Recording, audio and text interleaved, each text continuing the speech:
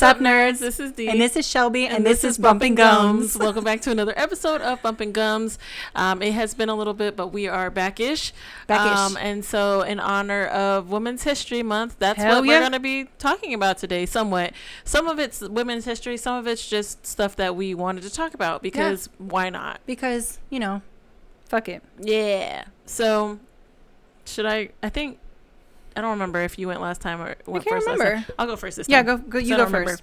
All right. So today, I am talking about the European common frog.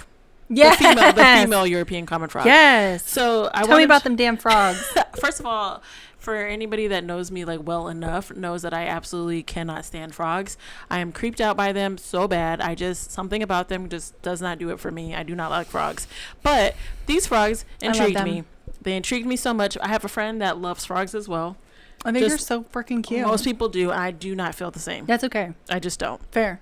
But this frog is so there was these two researchers that were looking at some stuff about these frogs, and they were like, oh, let's look at their mating habits because like why not? Yeah. So they were like looking at their mating habits, and they were like, oh my gosh, this is terrible. Like all the female frogs, they're passive. They're not able to protect themselves. You know, they're just out here being snatched up by these male frogs, you know, with no type of fight. How dare the male frogs do that? What they didn't realize was that was not actually true. Okay. What they found out was them female frogs was like, hey, I don't want to be here, and so you will not take me. So some of them have gone through the lens of like fighting them back.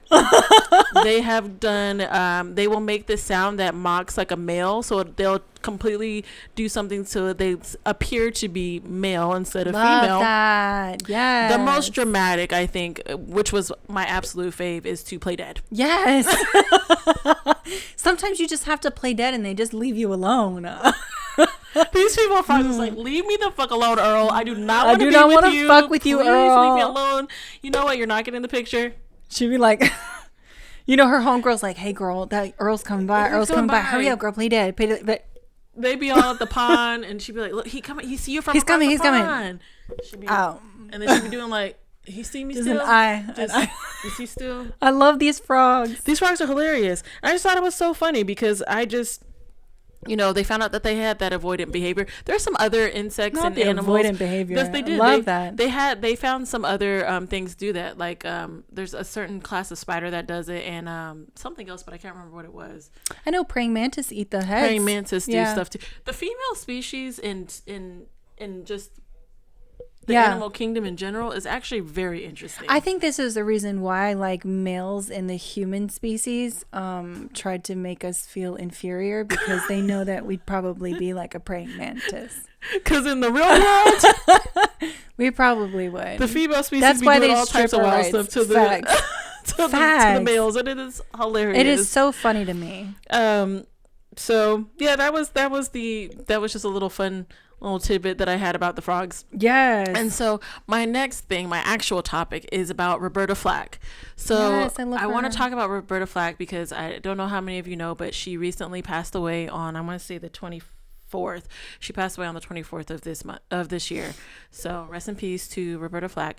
But I just want to talk about her and give a little information about her and all of that. So first of all, her name was Roberta Cleopatra Flack. I know that's fucking right. Come on, Roberta Cleopatra. Strong name. Strong name. Homegirl was a music prodigy. Of course she was. Oh, so she was born February 10th, 1937 in North Carolina. Homegirl, like I said, music prodigy. She was extremely talented at the piano. Started playing it at 9. At 15, she had a full ride scholarship to Howard University. Oh, no, they was like, hey, girl, you coming to our school? She was like, absolutely. So at 15, hell yeah, I'll fucking be there. Yeah, I'll be there in a sec. At 15, she went to Howard. She got her little degree, and then she went to go teach at a school in North Carolina. As time goes on, she's so apparently her and Donny Hathaway were like friends. Like she would take the money that she had from teaching. She would help her other friends that were artists and stuff like that. That's sweet. Yeah, so it was really cool in that aspect. Which Donny Hathaway and her had actually done some really amazing work together.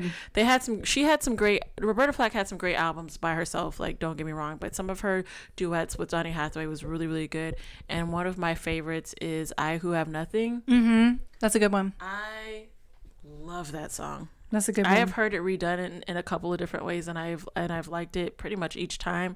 But I just love how they sing it. I love how it sounds when they sing it. Their voices together is just amazing. So I just thought it was great. That's cool shit. She is familiar. She had songs that did well on the charts, on the Billboard charts, like "Feel Like Making Love," "The First Time I Saw Your Face," which, little side story about that song.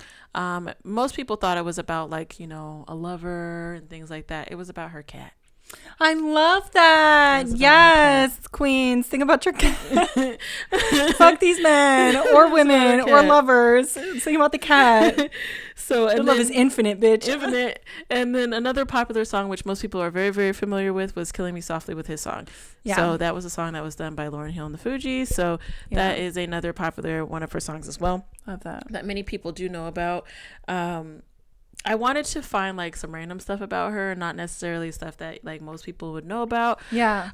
Which, I mean, a lot of people, I don't know how many people even, you know, are really familiar. Hopefully more people are familiar with her. I hope so, because she's fantastic. Was a fantastic lady, did some really great things. Yeah. But she was like a really big advocate for, you know, for race, the LGBTQ communities. She did a lot of advocacy for both of those areas. She was neighbors with Yoko Ono. Oh, wow. For a little bit. I wonder how that went. I guess they were really cool because a homegirl helped her make her song, which was a dedication to John Lennon. Love that. So, yeah, she was like, Yoko was like, "Hey, girl." And she was like, "What can I help you with?" And she was like, "I need help with this song." And she's like, "I got you, girl." Because let's talk about it. Miss Flack used to do the things. Yes, she did. She was putting a lot of stuff together. Yes, songs, she did. Doing all the things. Yes, she did.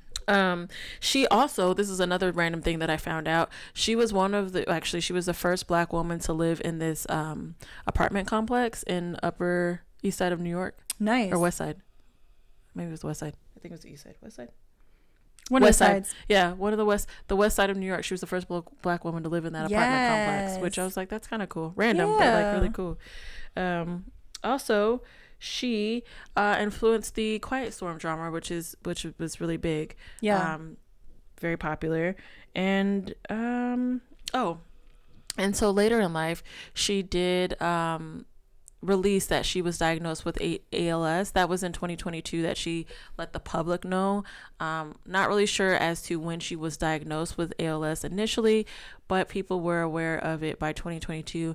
And again, then she recently passed on February 24th, 2025. So yeah, I just wanted to acknowledge her, all of her greatness. There's a ton of information about this woman. Love that woman. She actually had been like the first musician to ever get like back-to-back Grammys in the same category or something like that.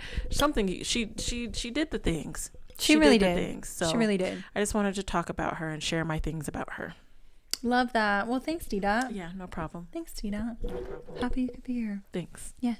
I do what I can. Okay. Now I'm going to tell you guys about a little bit of my shit that I've been fucking reading on. And of course, it's Women's History Month and all that. So we're going to talk about some very fantastic women, some historically fantastic women who aren't talked about enough. So that's what we're going to talk about. First, I wanted to actually start off and talk about International Women's Day, which International Women's Day started March 8th of 1908. Women marched through New York for better working conditions and the right to vote. The Socialist Party in the U.S. in 1909. I'm sorry, it wasn't created in 1908. That's just the start of it. That became a national day. So then Socialist Party in the U.S. in 1909 celebrated the first National Women's Day based off of what happened in March 8th, 1908 with the marching, blah, blah, blah, right? And then in 1911, the first International Women's Day occurred and was celebrated in Austria, Denmark, and Germany. So that's kind of how it happened. It started off from us voting for our rights, which are slowly being taken away. Then there's a movement. There was a red lipstick movement, right? Because I've been seeing this a lot on social media about people being like, oh, Republicans don't. Yes, look at them red lips. Republicans don't know what the meaning of this is. A lot of Democratic women, liberals, whatever, just women in general are going out and they're starting to wear red lipstick in protest to our current president. Anyways, I want to talk about where that came from. So it started in 1970. British Parliament outlawed red lipstick. They said that it was causing men to engage in relations that they didn't want to be in.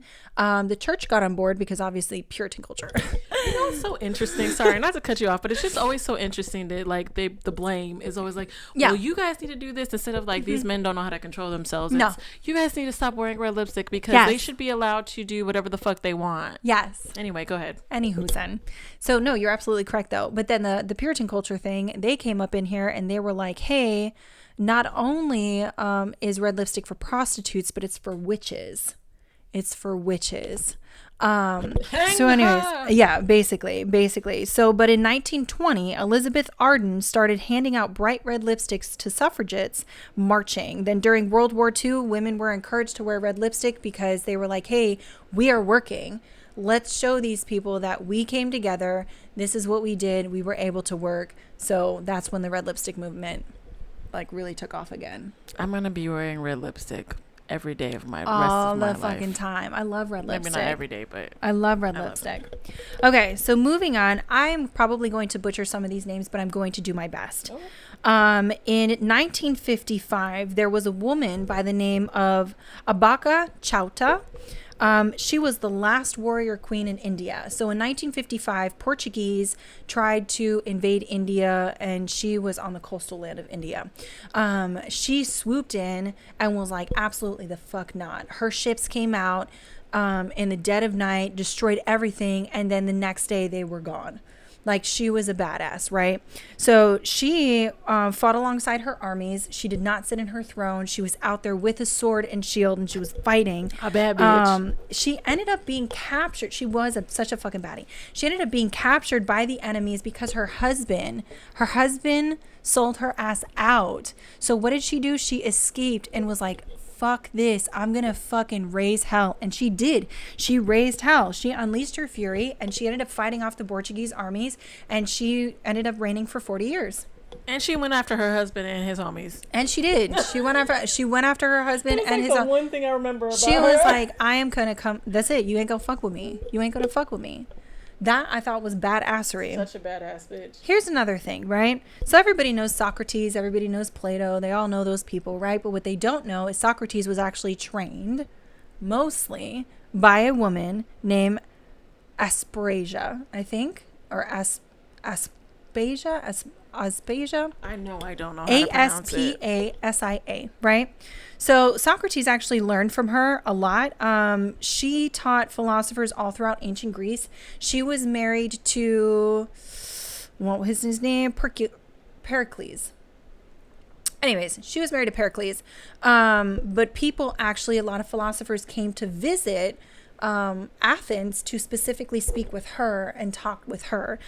Socrates himself called her the teacher of rhetoric, and she was actually from 47 BCE to 400 BCE, but she was looked down upon by other women because she did not portray normal Athenian women, like womanly things, characteristics, due to her attitude. Because she was educated, and because she was like, that fuck bitch. y'all. Because she was that bitch. And the thing is she's not mentioned enough. Socrates is mentioned, all of these people is mentioned, but she's not mentioned a lot particularly because she's a woman. Of course. And, anyway, go ahead. Yeah. So I wanted to let that be known that is also a thing. And then moving on, in recent events, I thought this was crazy because I didn't know this was a thing. In 1975, there was a policy that was put out in Thailand where children had to have specific haircuts. They all had to have the same haircut while they were in school, primary school, all throughout school. It had to be, that's why you always see the kids with the short bobs. So you have the girls with the short bobs, and you have boys that has to be very close shaved to the head. And maybe like a short length on top, right? Has to be very clean, whatever. It just happened very recently that a court decision abolished a 50-year-old regulation dictating students' hairstyles, granting them greater freedom of expression, with schools now able to determine their own hairstyle policies. So schools are now, it's up to them, but it's like, for 50 fucking years, these children had been told you cannot have your hair any other way than this way. And teachers would actually go in and cut these kids' hair. Could you imagine rolling up to the school and your kid has a completely different hairstyle than what they left with? Girl. And like not only completely different, but like cut. Pissed. I'd be hot. Pissed. So upset. Oh my God, I would be absolutely upset. But anywho's, and that's what I have. I just wanted to throw in a little tidbit about Thailand thing because I just think it's super cool that other countries are progressing, yet we cannot. We are digressing. So just wanted to put that out there. Rapidly. 50 years of freedom and all of that is being taken away from us very quickly. So, anywho's in, thank you for being here with us. Thank you for being here for our info dump. Thank you for being nerds with us along the way. We appreciate you. We love you. That's it. Great. Have a good one. Bye. Bye.